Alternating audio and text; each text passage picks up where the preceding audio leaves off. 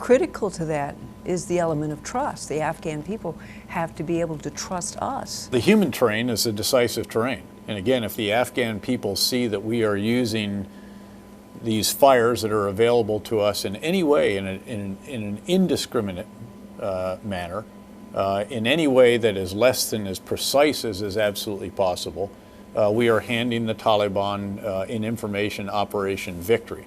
They will use this. They have used it very effectively. Of course, they'll lie, they'll cheat, they'll do everything else, they'll break the law. It's one way that they generate revenue, in fact, is to carry out illicit activities. And needless to say, they're tied into the illegal narcotics industry and so forth. But we cannot hand them sticks with which they can beat us. And that's what happens if we carry out an operation in which innocent civilians are killed, particularly if, as we look back at it, there was any way in which we could have prevented that loss of innocent life. But how do you get to the point where the local people will choose us over the Taliban? Well, they have to see that what it is that our Afghan partners and we are offering presents a better future for them and for their families. That's the essence of this. Some big challenges there, of course, because in some cases Afghan governance at local and even higher levels has been seen as predatory rather than as serving the people. Corruption, obviously, is an enemy of the effort in Afghanistan. The enemies are not just the Taliban. There's also, again, corruption is very clearly an enemy that has to be contended with and has to be dealt with. So again, the future that the people select needs to be the one that lies with the Afghan government, which we are supporting, rather than with the Taliban, which is a movement, of course, that wants to turn the clock back a few centuries, wants to blow up the girls' schools, wants to take a number of other very oppressive actions, as they did when they, in fact, were ruling the country. Beyond that, of course, they have generally in the past carried out acts of indiscriminate violence, and of course their ideology is one that is quite extremist in nature. You've indicated many times over the past that good intelligence, intel, is critical to the success of the mission. Are we getting better at it? Well, there's a huge emphasis on intelligence. There was not a sufficiently robust capacity, capability when it came to intelligence in the past. One of the structures that was substantially augmented, of course, was the intelligence structure.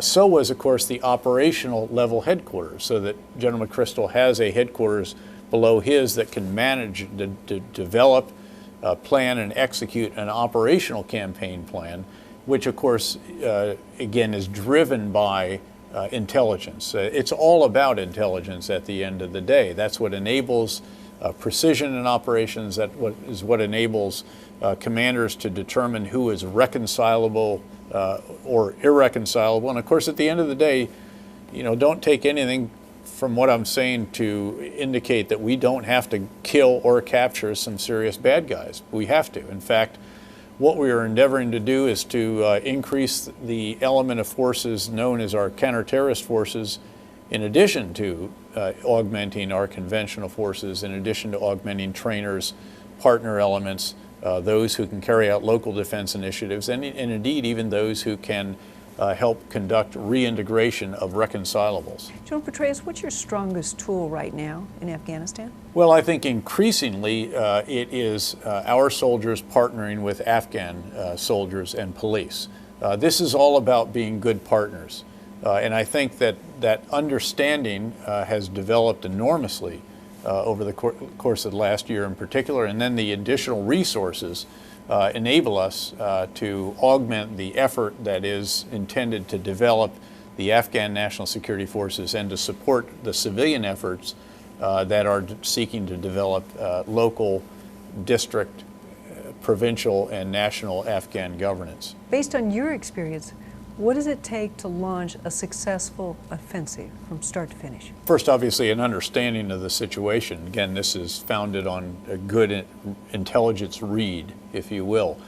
It's about understanding what the circumstances on the ground are in a very nuanced fashion with true rigor, a granular appreciation, if you will, of the local circumstances and situation.